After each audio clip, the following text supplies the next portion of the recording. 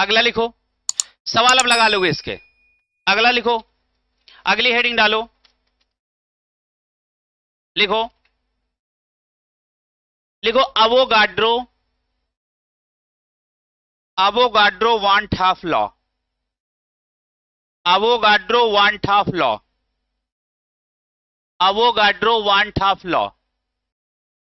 बताओ, ये सबका सवाल लग गया, बहुत आराम से लगाओ इसको। देखो बेटा, इसका पहले मीनिंग समझो, इसका क्या है। अच्छा, इसका मीनिंग कौन बताएगा, पूछा जाएगा किसी ना किसी से। अच्छा मौर्य जी, तुम बताओ इसका मीनिंग क्या है, इस गोले का मीनिंग क्या है। 1 ग्राम सॉल्यूट एक्स, यहां पे सॉल्यूट कौन है, x, present in 100 ml aqueous x solution, aqueous x solution. अब तो देखो आपको हर चीज एकदम क्रिस्टल क्लियर है, क्लियर है। अब मीनिंग जब तक नहीं निकाल पाओगे तब तक सवाल नहीं लगेगा बेटा। अगली हेडिंग डालो, अवोगाड्रो वांट हाफ लॉ। अच्छा बताओ, अवोगाड्रो में क्या क्या कांस्टेंट हुआ था, टेम्परेचर और प्रेशर बोथ करे थे। हमने बोला था यदि 2 या 2 से अधिक गैसों का टेम्परेचर और प्रेशर आपस में क्या हो जाए, बराबर, कांस्टेंट का मतलब बराबर, और कहीं गलती से उनका वॉल्यूम एक दूसरे के बराबर हो गया, तो यह पक्का है कि उनके मोल भी आपस में 100% बराबर होंगे ही होंगे। लेकिन और नंबर ऑफ मॉलिक्यूल भी बराबर होंगे, लेकिन नंबर ऑफ एटम मे भी same, may be different, because depend on x, depend on x. कौन सा एक्स, जादू, है ना। हाँ, कुछ समझ में आ रहा है। तो चलो भैया, अब यहां आ जाओ। यहां अच्छा क्या होगा, पाई एंड टी क्या होगा, कांस्टेंट। अरे भैया, वहां पी और टी कांस्टेंट था।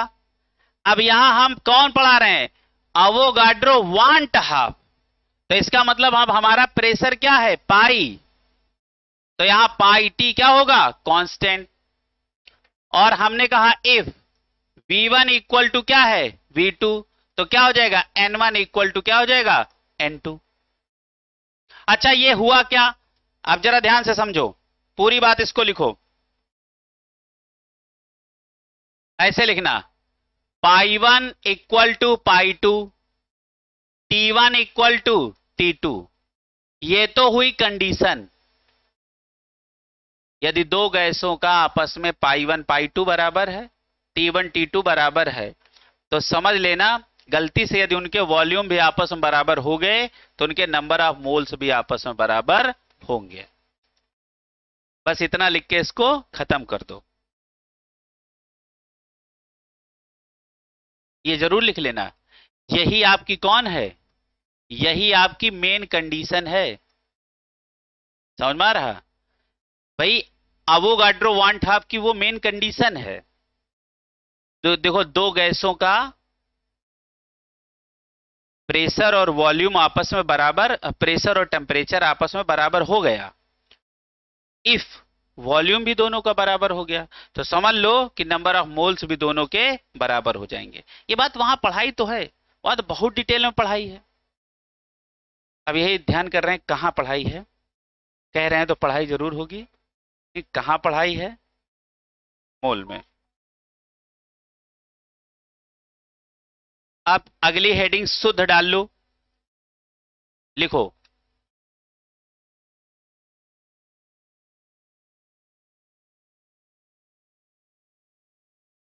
रिवर्स ऑस्मोसिस भी हो गया। अच्छा बताओ, पोरस मेम्ब्रेन की तरह कौन काम करेगा, सेलुलोज एसीटेट।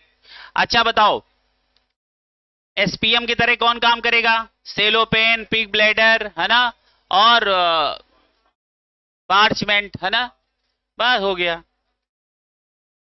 अच्छा बताओ, जैसे हमने ब्लड सेल्स को कंसंट्रेटेड सोल्यूशन या हाइपरटोनिक सोल्यूशन में डाल दिया तो क्या हो जाएगी, कोलैप्स।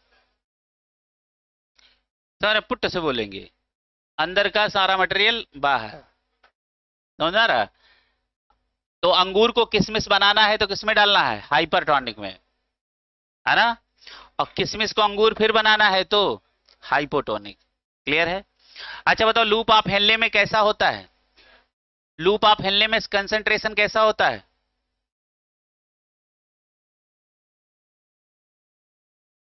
असेंडिंग की डिसेंडिंग? असेंडिंग में क्या होता है?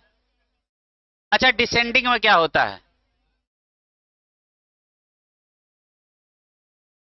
हिलनेस लूप। अरे सांस, खाना, पानी, नमक, ये पीसीटी से एब्जॉर्ब हो जाता है।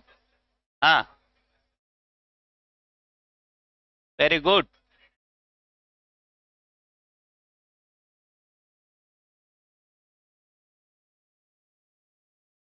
अच्छा, ये पीसीटी में कैसा होता है? हाँ। अरे यार, देखो वहां क्या होता है, वासा रेक्टा होता है, काउंटर करंट मैकेनिज्म को बैलेंस करता है। यदि आयन कम तो दे देगा, ज्यादा है तो ले लेगा, काउंटर करंट मैकेनिज्म है, बैलेंस कर लेगा। तो बताओ क्या होगा? जहां से सोल्यूट बाहर आ जाएंगे वहां कंसंट्रेट हो जाएगा, जहां सोल्यूट अंदर जाएंगे वहां पे डाइल्यूट हो जाएगा, बात खत्म। अच्छा, पीसीटी में कौन सा टिश्यू पाया जाता है? Simple squamous epithelium, brush bordered epithelium. नहीं? चलो अच्छा, अभी कहोगे चैप्टर है नहीं। नहीं, आगे चर्चा करने कोई फायदा नहीं, थोड़ी देर बाद कहोगे।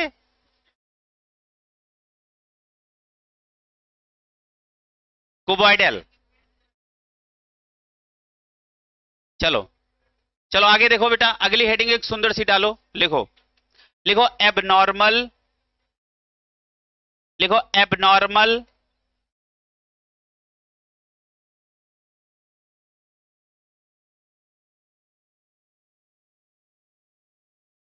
Behaviour of, abnormal, abnormal behaviour of dilute solution, abnormal behaviour of dilute solution. नहीं, ये नई हेडिंग एक सुंदर सी पड़ रही है। अब अपनी नॉर्मल कॉलिगेटिव प्रॉपर्टी खत्म हो गई हैं, अब हम लोग कहाँ चलना है? एबनॉर्मल पे। लिखो abnormal behaviour of dilute solution, main heading बनाना इसको, ये समझ लो कि अब लास्ट चल रहा है। और अथवा, इसी को और क्या बोलते हैं?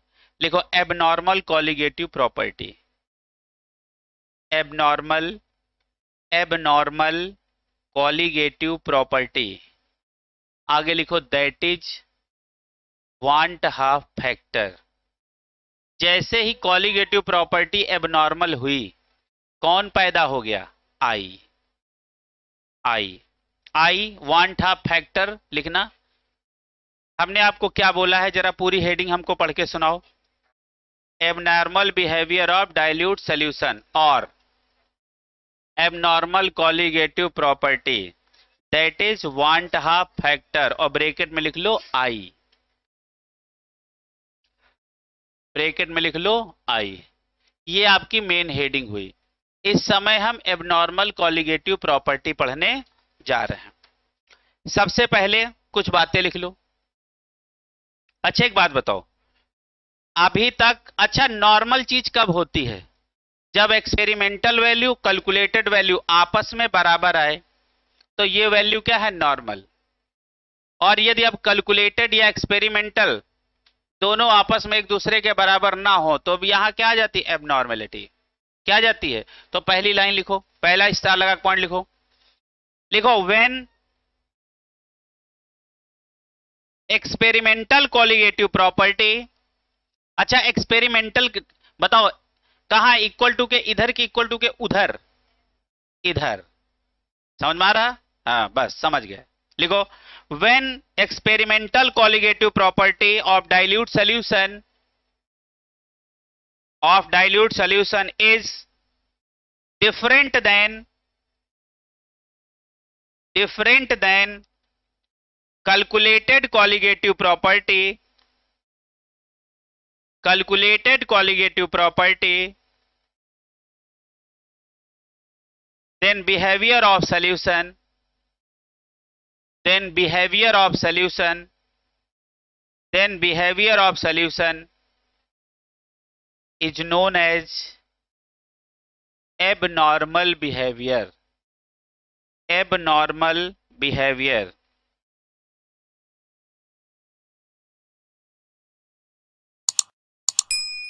नई स्टार लगा के लाइन लिखो, लिखो, लिखो। The abnormal behaviour of solution, the abnormal behaviour of solution is due to association or dissociation of solute in solution। ये जो एबनॉर्मल बिहेवियर आएगा वो या तो सॉल्यूट का सॉल्यूशन के अंदर डिसोसिएशन हो रहा होगा और या तो एसोसिएशन हो रहा होगा। नीचे लिखो, पहले एक लाइन लिखो तो समझ आएगा। पहली एक लाइन लिखो, लिखो व्हेन सॉल्यूट इज इलेक्ट्रोलाइट, लिखो when solute is electrolyte and dissociation take place, and dissociation take place. ठीक है, और डैश लगा के छोड़ो। पढ़ लिया? सॉल्यूट हमारा कैसा है? इलेक्ट्रोलाइट। होने क्या जा रहा है? डिसोसिएशन। अच्छा, डिसोसिएशन में क्या होगा? पार्टिकल्स का नंबर घटेगा कि बढ़ेगा? बढ़ेगा। और एसोसिएशन में क्या होगा? घटेगा। तो पहला पॉइंट लिखो, इसी के नीचे लिखो एक्चुअल नंबर ऑफ पार्टिकल। पहला लाइन, पहला पॉइंट लिखो, लिखो actual number of particle in solution will be higher than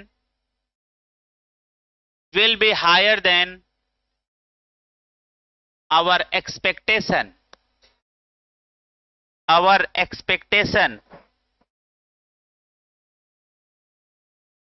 अच्छा, ये बात तो बिल्कुल समझ में आ गई।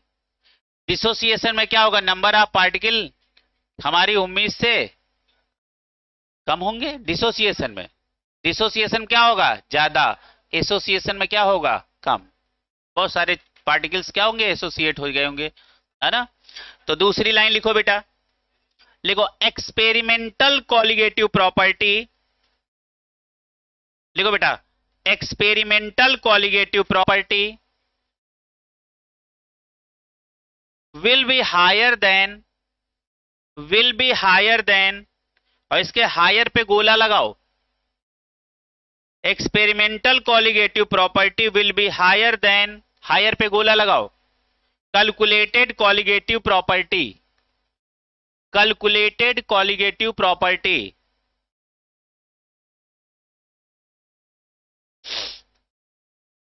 ठीक है, इस यहां हमने हायर पे गोला लगाया। हमेशा मॉलिक्यूलर मास बाकी चीजों के उल्टा चलेगा, मॉलिक्यूलर वेट। ठीक है, तीसरी लाइन लिखो, लिखो अच्छा यहां पे देखो क्या आया? एक्सपेरिमेंटल का वैल्यू कैलकुलेटेड से ज्यादा आया, लेकिन मॉलिक्यूलर मास के रिस्पेक्ट में उलट जाता है। यह ध्यान देने वाली बात है। तीसरी बात, experimental molecular weight, experimental molecular weight, that is experimental molecular weight, that is actual molecular weight of solute, experimental molecular weight, that is actual molecular weight of solute is less than, यहां less पे गोला लगाओ, is less than calculated molecular weight, is less than calculated molecular weight। Dissociation में क्या होगा? मास कम होगा लेकिन number बढ़ेंगे। क्लियर है? ये दोनों लाइनों में लेस और इधर का हाई दोनों याद रखना। अगली लाइन लिखो, दूसरी नई हेडिंग डालो, इन केस ऑफ एसोसिएशन। पहली लाइन क्या थी? पहला हमारा पॉइंट था डिसोसिएशन के लिए। दूसरी नई हेडिंग डालो, in case of association. Heading डालो इन केस ऑफ एसोसिएशन। अब इसमें फिर 3 पॉइंट लिखने नीचे। लिखो नंबर 1, बताओ एक्चुअल नंबर ऑफ पार्टिकल क्या होंगे, ज्यादा होंगे कि कम? कम। अच्छा, पहले वाले में हाई पे गोला लगाओ जाके, जहां हमने लिखाया था actual number of particle of solution will be higher, लिखाया था पहला पॉइंट डिसोसिएशन में, वहां पे हायर पे लगाओ जाके गोला। अब यहां आ जाओ, पहला पॉइंट उसी के रिस्पेक्ट में, सब उसका उल्टा लिखते हुए चले जाओ। पहला लिखो, actual number of particles is less than our expectation. Actual number of, ये एक्चुअल क्या है? वास्तविक। समझ में आ गया? जो आपको दिख रहे हैं, जो आप समझ रहे हो, लिखो actual number of particle is less than, यहां लेस पे गोला लगा लेना, is less than our expectation. Number दो बताओ, experimental value of colligative property क्या होगी? लेस की मोर? लेस। Very good. लिखो experimental value of colligative property, experimental value of colligative property will be less than, less पे गोला लगा लेना, will be less than calculated colligative property.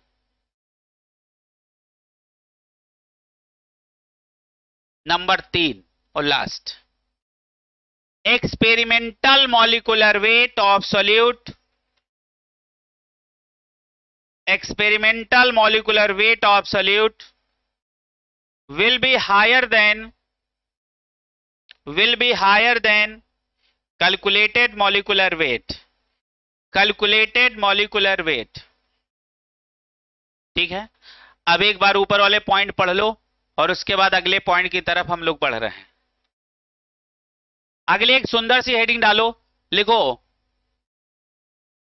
Dissociation और association. लिखो डिसोसिएशन और एसोसिएशन। चाहे डिसोसिएशन और चाहे एसोसिएशन, दोनों में क्या होना है वो ऊपर हमने लिखवाया है। ठीक है, अच्छा बताओ क्या होना है। देखो देखो, ये हमने बताओ क्या लिखा, एक्सपेरिमेंटल कॉलिगेटिव प्रॉपर्टी बराबर कैलकुलेटेड कॉलिगेटिव प्रॉपर्टी, है ना। यदि ऐसा हो गया तो ये हमारा कौन सा केस बना? ये नॉर्मल कॉलिगेटिव प्रॉपर्टी है। ये क्या है? नॉर्मल कॉलिगेटिव प्रॉपर्टी है।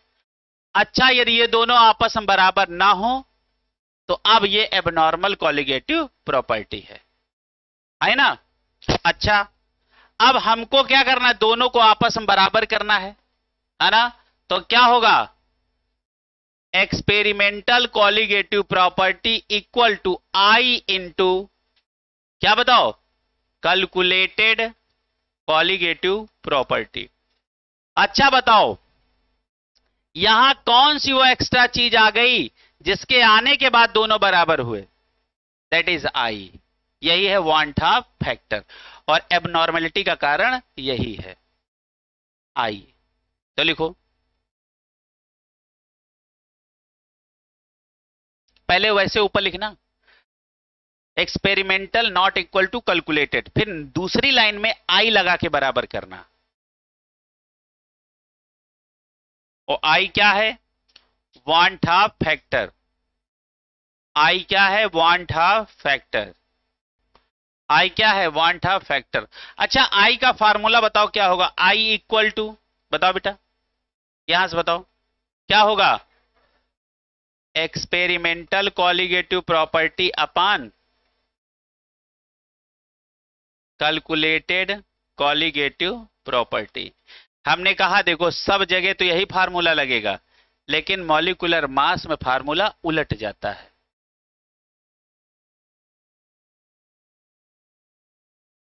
ठीक है। अच्छा, एक बात बताओ,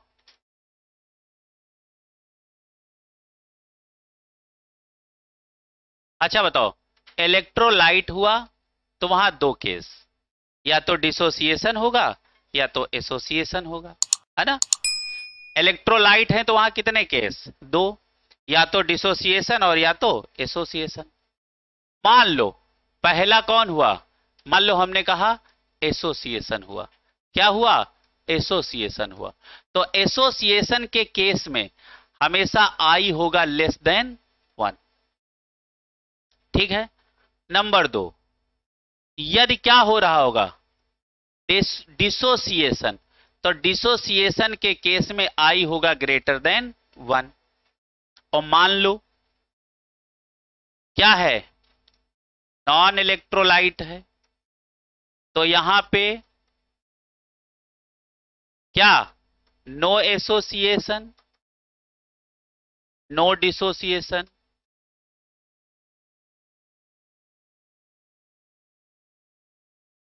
तो बताओ यहां आई इक्वल टू क्या होगा? 1। ये बात हमने आपको बहुत पहले पढ़ाई थे, ये बात बहुत पहले पढ़ाई थे, लेकिन हमें याद हो तब ना। अच्छा ये बताओ अदीबा बेटा, हम कहां पढ़ाए थे? Very good. है? पढ़ाया था कि नहीं, याद है? हल्का हल्का।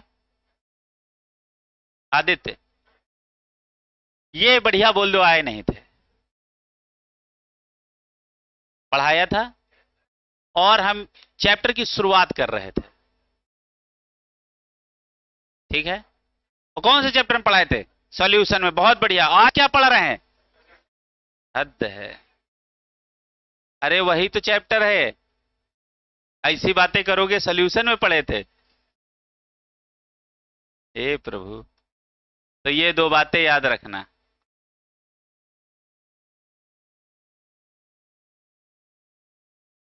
ये तो याद नहीं कि ये कहे कि फिजिकल में पढ़ाए थे। नीचे लिखो, नीचे लिखो आई। एक आई का फार्मूला फिर लिखो, आई का फार्मूला फिर लिखो, आई इक्वल टू, आई का दूसरा फार्मूला लिखो, आई लिखो, लिखो ऊपर लिखो नंबर ऑफ मोल्स ऑफ, लिखो बेटा, लिखो नंबर ऑफ, ऐसे लिखो नंबर ऑफ पार्टिकल, लिखो, लिखो नंबर ऑफ पार्टिकल, लिखो number of particle after association और dissociation, number of particle after association और डिसोसिएशन। अरे ऊपर लिखना है अपान, नीचे लिखो initial number of particle, initial number of particle. Association के बाद और डिसोसिएशन के बाद कितने पार्टिकल हैं वो रखना ऊपर, नीचे क्या रखना? Initial number of particle. ऊपर लिखो नंबर ऑफ पार्टिकल, ऊपर लिखो number of particle after association और dissociation, number of particle after association और डिसोसिएशन अपान, क्या लिखोगे?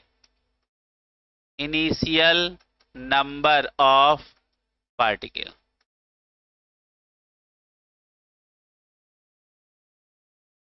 ठीक है, इनिशियल नंबर ऑफ पार्टिकल। चलो आगे लिखो, लिखो एक आई का फार्मूला और लिखना, फिर बराबर करके आप लिखो, ऊपर लिखो, ऊपर लिखो, लिखो कैलकुलेटेड मॉलिक्यूलर वेट अपान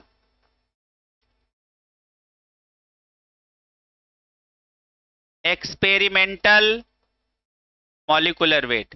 देखो ये फार्मूला बाकी फार्मूलों से उल्टा है, सब में एक्सपेरिमेंटल ऊपर होता है, लेकिन मॉलिक्यूलर मास के केस में कैलकुलेटेड ऊपर और एक्सपेरिमेंटल नीचे हो जाता है। तो इसको थोड़ा सा ध्यान रखना, मैं शुरुआत से पढ़ाते पढ़ाते बोल रहा हूं कि मॉलिक्यूलर मास के केस में फार्मूला उलट जाएगा। लिखो भैया, चलो एक सवाल हो जाए, एक सवाल लिख लो, उसके बाद समय हो जाएगा। लिखो, अच्छा मॉलिक्यूलर मास वाला भूलोगे तो नहीं? कैलकुलेटेड ऊपर रहता है, एक्सपेरिमेंटल नीचे रहता है। अच्छा चूहिया का स्पेलिंग बताओ।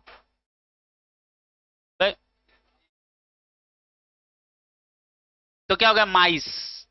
माउस नहीं। तो माइस का स्पेलिंग क्या होता है? MICE होता है। देखो हम तुम्हें जुगाड़ बता दे रहे हैं, MICE यही होता है। तो मॉलिक्यूलर वेट के केस में I इक्वल टू C वाला ऊपर, E वाला नीचे। नहीं समझ में आ रहा? मॉलिक्यूलर मास के केस में I इक्वल टू C वाला ऊपर और E वाला नीचे। नहीं समझे? मान लो कल को तुम भूल जाओ बाई चांस, तो माइस याद रखना। क्लियर है? दुनिया कंफ्यूज होगी, तुम ना कंफ्यूज होगे। क्लियर है? चलो एक सवाल हो जाए सुंदर सा, बस चंद, अरे 2.5 मिनट का सवाल है, 2.5 मिनट समय। लिखो इन एक्वस NaCl सोल्यूशन, लिखो इन एक्वस NaCl सोल्यूशन। अच्छा हाँ, शाम में आज क्लास नहीं होगी, क्योंकि शाम में अब हम सोच के शुरू करेंगे। ये चैप्टर खत्म होने जा रहा है, ये चला जाएगा शाम में, सुबह आ जाएगा ऑर्गेनिक। क्लियर है? इसीलिए मैं शाम का चैप्टर कोई शुरू नहीं कर रहा हूं, फिर बीच में फंस जाएंगे। क्लियर है? तो ये चैप्टर समाप्त होते ही शाम की क्लासेस शुरू। क्लियर है? तो ये कहां चला जाएगा? शाम में, और इधर आ जाएगा ऑर्गेनिक। ठीक है? हाँ, तो इसीलिए मैं शाम वाली क्लास शुरू नहीं कर रहा हूं, क्योंकि उधर चैप्टर समाप्त हो गया है। चलो आगे लिखो बेटा, इन एक्वस NaCl सोल्यूशन, लिखो in aqueous NaCl solution the observed molecular weight is 30, the observed molecular weight is 30। Calculate, calculate. अब नीचे लिखो number 1, calculate number 1, want of factor for NaCl, want of factor for NaCl। Number 2, degree of dissociation, degree of dissociation, और bracket में लिखो alpha for NaCl, for NaCl। Clear है? तो अभी आप आई तो निकाल लोगे, लेकिन अल्फा निकलवाएंगे अगली क्लास में। बस आई तो निकाल के जाओ, एक तो सिखाई दिए हैं। अरे भैया कैलकुलेटेड वाला कहां रखोगे? ऊपर। अच्छा, ऑब्जर्व्ड का मतलब क्या होता है? एक्सपेरिमेंटल। ऑब्जर्व्ड का मतलब क्या है? एक्सपेरिमेंटल। देखो बेटा, हमने आपको हर भाषा सिखाई है, हर शब्द सिखाया है। क्लियर है? एक्सपेरिमेंटल ही क्या है? ऑब्जर्व्ड। कैलकुलेटेड हो, थ्योरेटिकल हो, एक्सपेक्टेड हो, सब कौन से हैं? दूसरी साइड वाले। तो बताओ आंसर क्या आएगा? आई इक्वल टू क्या रखोगे? Very good, i equal to क्या रखोगे? Calculated upon experimental. सब लोग लगाओ बेटा, और देखो हमने ऑब्जर्व का वैल्यू दे दिया, कितना हो जाएगा? 1.95। अरे आई इक्वल टू क्या हो जाएगा? NaCl को आप कैलकुलेट करो, ये क्या हो जाएगा? 23 और प्लस 35.5, ये हो जाएगा 58.5। तो ये कैलकुलेटेड वाला ऊपर रख दो, कितना? 58.5, और ऑब्जर्व हमने दे दिया है 30। आंसर कितना आएगा? 1.95। इतना मास आ गया। सवाल बढ़िया है। और इसका अल्फा वाला सवाल अगली क्लास हम करेंगे। पहले उसको हम फार्मूला सिखाएंगे, फिर हम आपको दिन सिखाएंगे। दिन, जुगाड़ जुगाड़ जुगाड़, दिन।